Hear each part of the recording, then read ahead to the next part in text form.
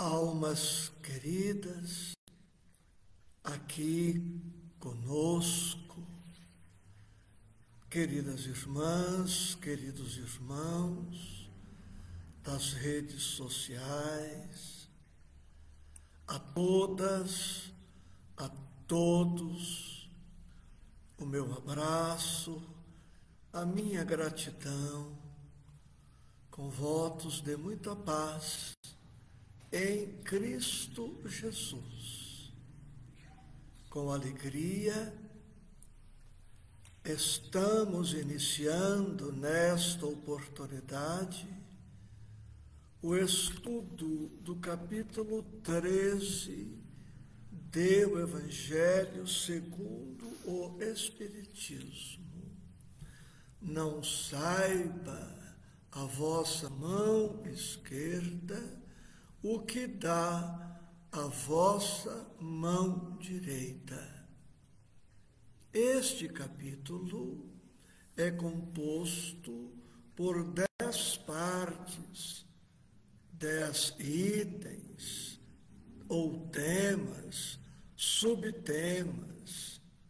São eles: fazer o bem sem ostentação, que veremos hoje, os infortúnios ocultos, o óbolo da viúva, convidar os pobres e os estropiados, dar sem esperar retribuição, a caridade material e a caridade moral, a beneficência, a piedade, os órfãos, benefícios pagos com a ingratidão e beneficência exclusiva.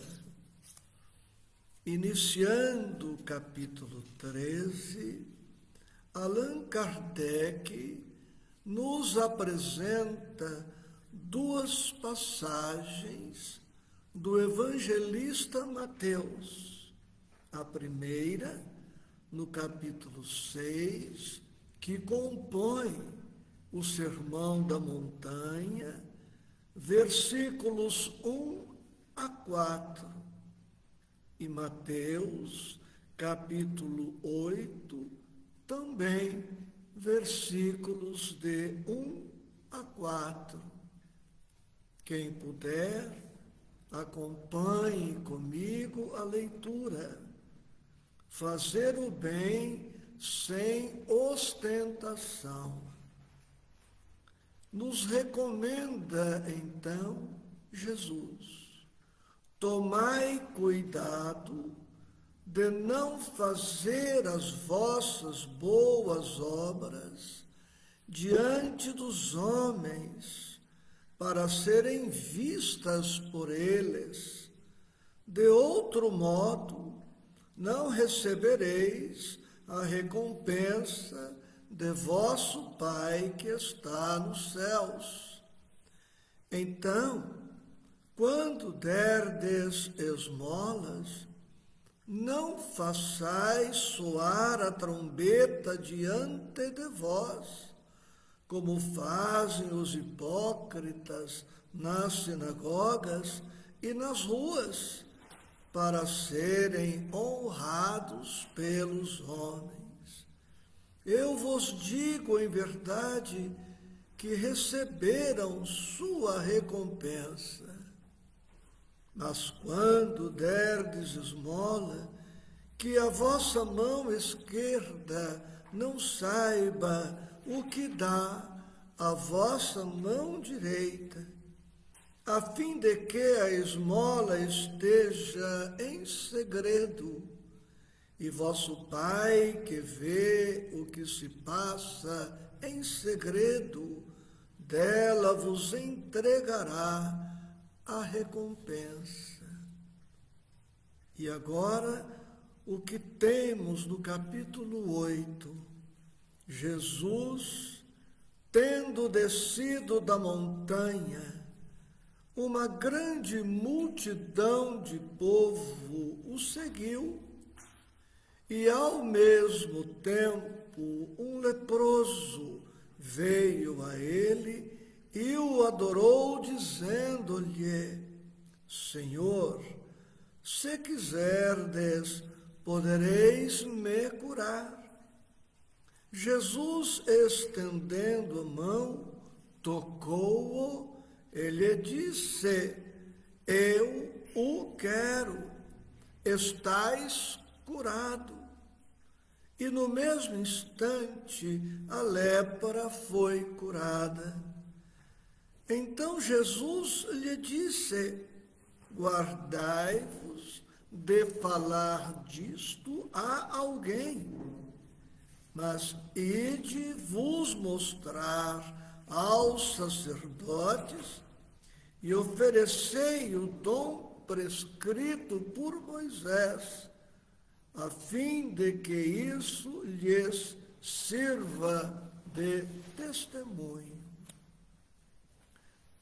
Apresento agora, na abertura do capítulo 13, algumas ideias, alguns pensamentos que permearão não somente o estudo desta hora, como os 9 estudos subsequentes, até completarmos todo o capítulo.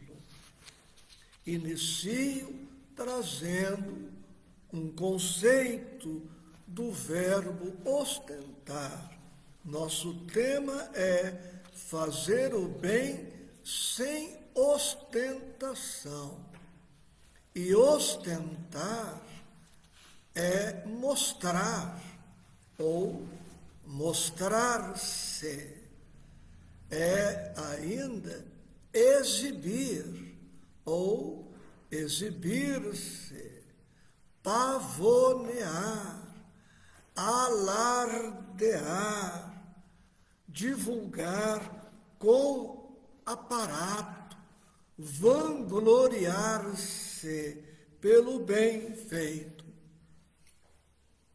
E após o conceito do verbo ostentar, que leva alguém à ostentação, vamos pontuar.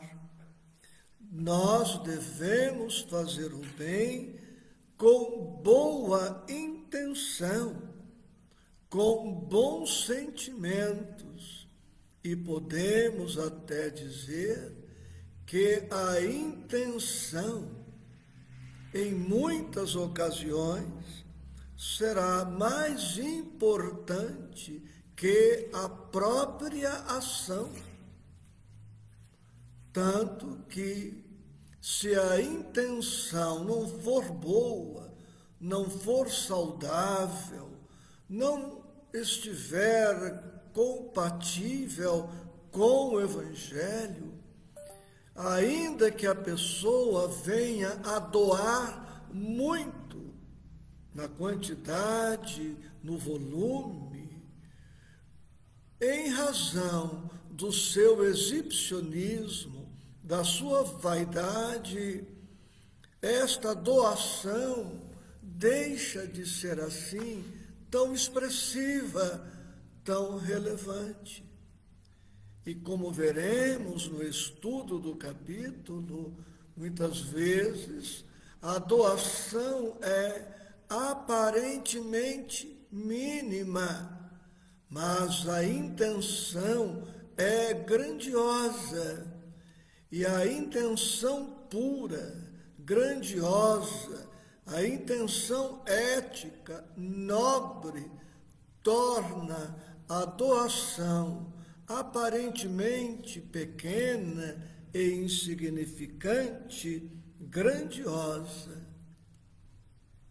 O capítulo nos recorda que o bem ideal é aquele que praticamos com desinteresse, com humildade e sempre tendo em vista a intenção ou a intencionalidade. E não precisamos ter receio de coisa alguma na prática do bem, porque a lei é de justiça, a lei é de causa e efeito, e a cada boa ação estejamos certos de que esta boa ação trará o seu justo efeito, o seu justo benefício. Mas aquele que atua do bem, que faz o bem, não pode pretender, ambicionar além do que é justo. Quando fazemos o bem com amor, não devemos nos ocupar e nem nos preocupar com a justiça. A ostentação, o exibicionismo pode humilhar o beneficiário, e a ostentação, o mostrar-se, o exibir-se, sempre diminuirá o mérito da ação. A prática do bem proporciona grande satisfação, o que não nos dá o direito de ostentar, de exibir. Jesus era e prossegue sendo modesto, discreto, humilde. Atua em nossas vidas de mil formas, de formas infinitas e, em muitas ocasiões, de forma imperceptível. Com muita frequência, atribuímos à sorte, ao acaso, à coincidência, o que em verdade é Deus atuando em nossas vidas, é o Cristo, é a espiritualidade atuando em nosso favor. Na passagem daquele enfermo que pede a Jesus para ser curado, espera-se que o enfermo necessitado não se beneficie indevidamente da bênção recebida. Jesus pede para ele que guardasse segredo, discrição, que se apresentasse aos sacerdotes, como era prescrito na lei mosaica, mas que ele se circunscrevesse a sua ação às normas da lei. Somente isto, que o beneficiário da espiritualidade superior também não se perca na vaidade, na arrogância, na presunção de achar-se um privilegiado.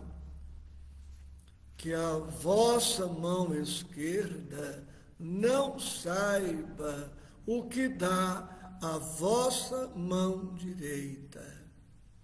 A mão esquerda pode também simbolizar a justiça, como a mão direita pode simbolizar o amor. Não saiba a vossa mão esquerda o que dá a vossa mão direita, tem também este significado. Coloque sempre o amor acima da justiça. Não fique cogitando se o beneficiário merece ou não a nossa doação.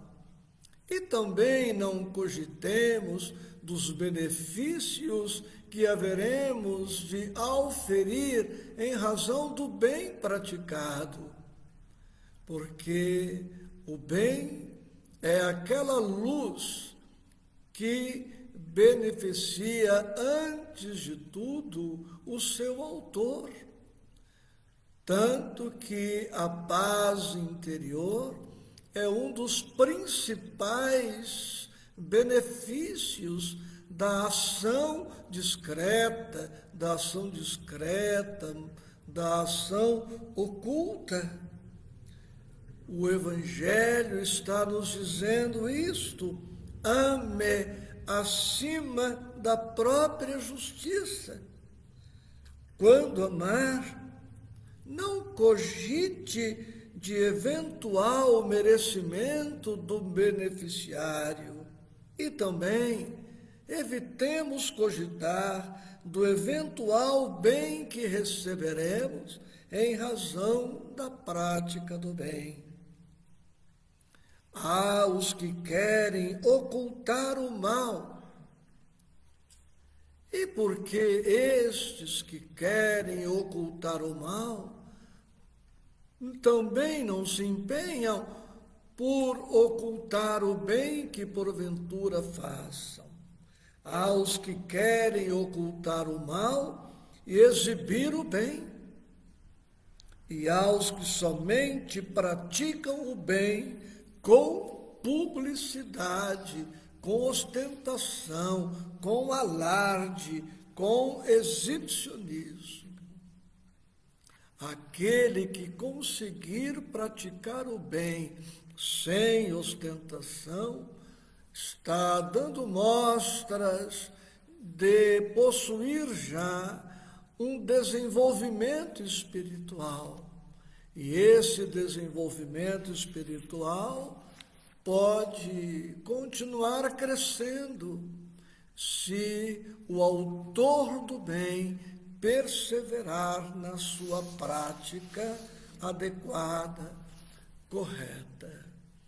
Trago para nós agora, apresentados estes pensamentos que abrem o capítulo 13 e que permearão todo o capítulo 13, trago alguns tópicos dos apontamentos feitos pelo codificador Allan Kardec.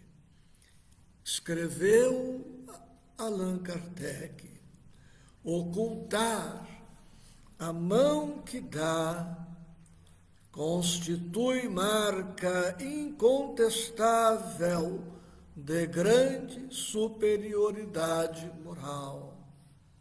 Quem assim age demonstra humildade, modéstia, discrição e, consequentemente, demonstra estar empenhado na superação da vaidade, do orgulho, da promoção pessoal, do narcisismo e de outros sentimentos inadequados.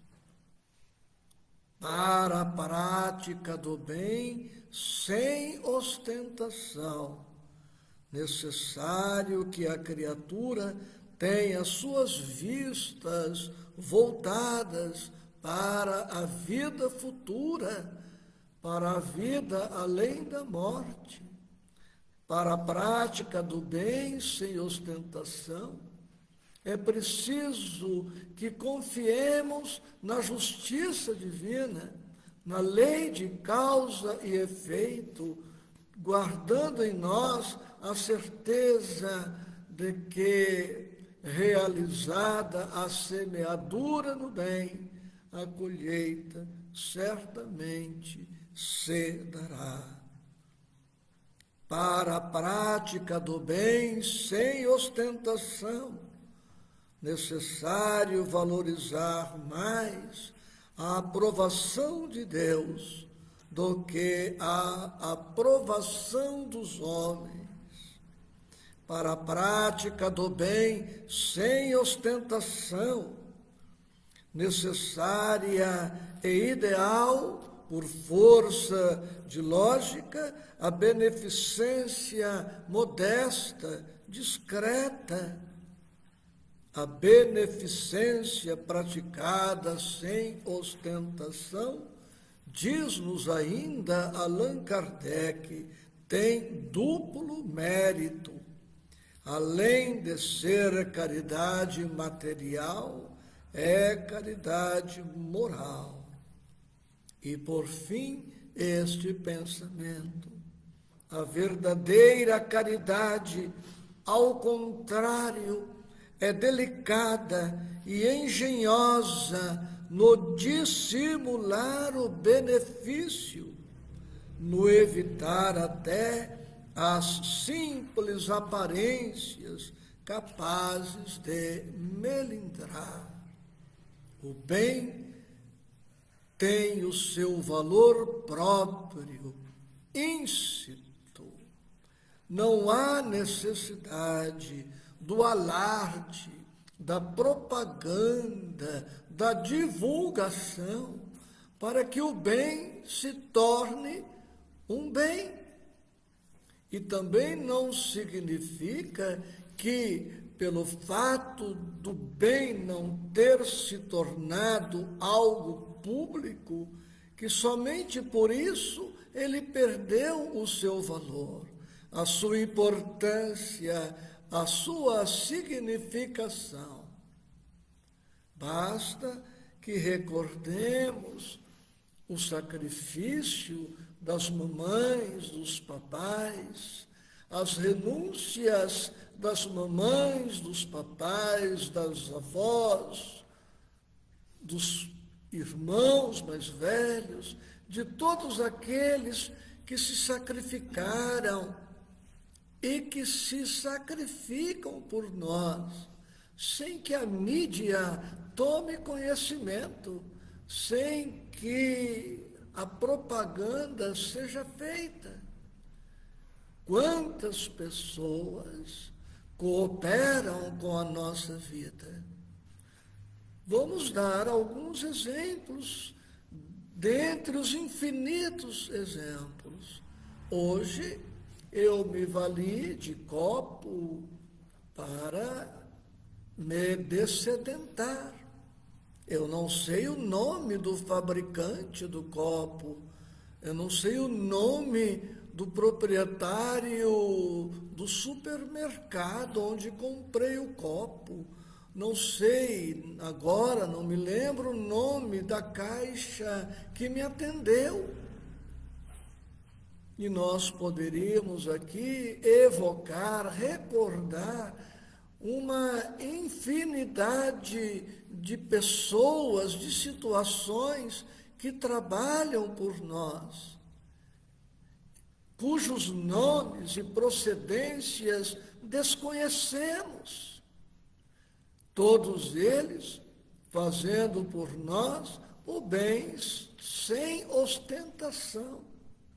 E nós também temos feito este bem sem ostentação em muitas ocasiões.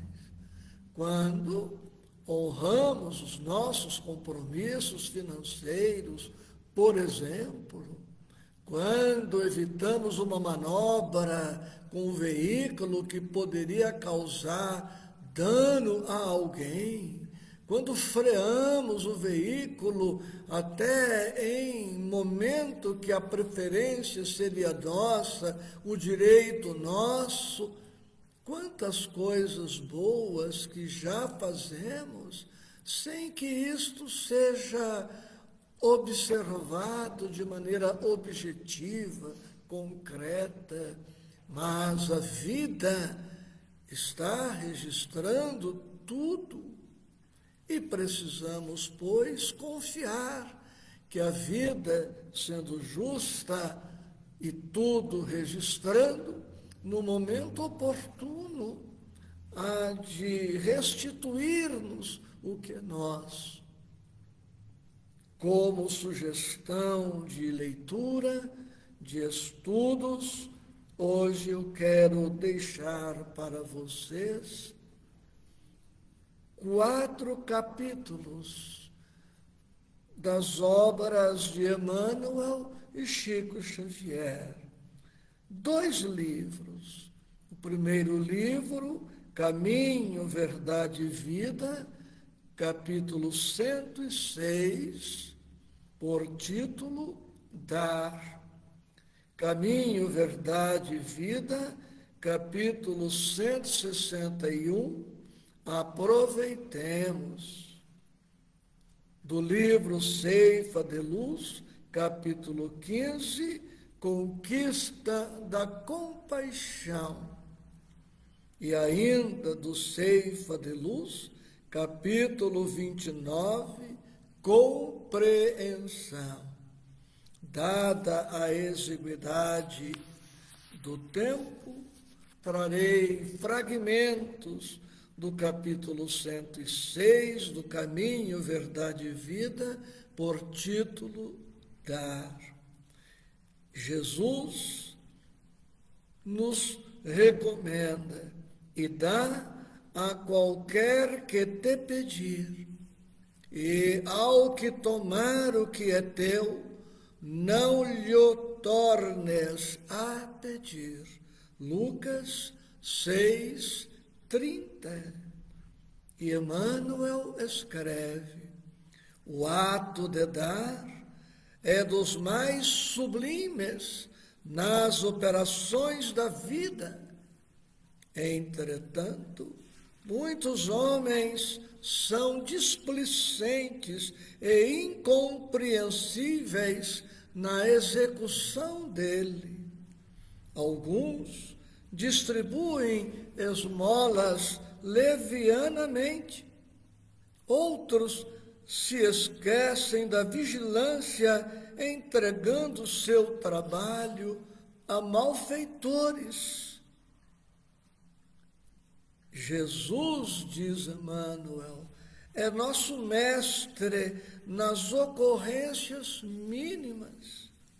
E se ouvimos-lo recomendando, estejamos prontos a dar a qualquer que pedir.